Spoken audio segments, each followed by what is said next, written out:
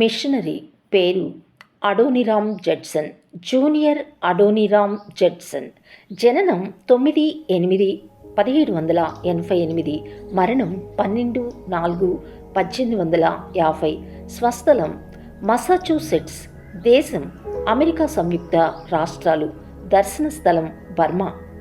తన యవ్వన జీవితంను ఆస్వాదించవలనని అడోనిరామ్ Judson junior విహారయాత్రకు బయలుదేరారు. బస చేయుటకు అతను ఒక సత్రానికి వెళ్ళగా రాత్రి సమయంలో తాను ఉంటున్న గదికి ప్రక్కన ఉన్న గదిలో అనారోగ్యంతో బాధపడుతున్న ఒక వ్యక్తి యొక్క బాధాకరమైన మూలుగులు, కేకలు అతనికి వినిపిస్తున్నాయి.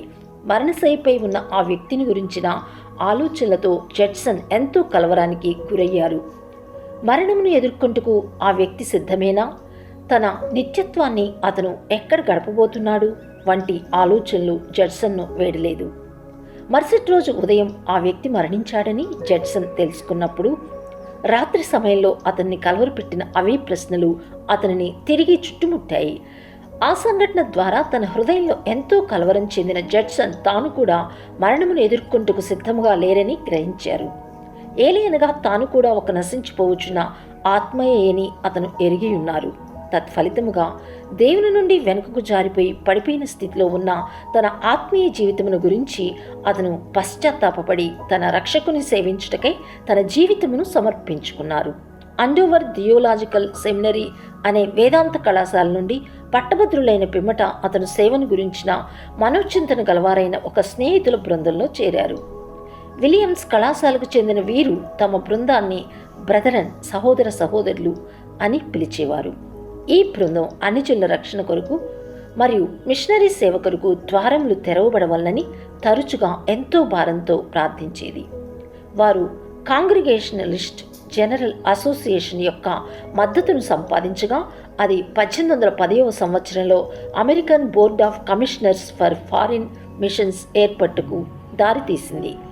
అదే సంవత్సరంలో ఆ సంస్థచే తూర్పు దేశాలకు మిషనరీగా నియమించబడ్డారు జడ్సన్.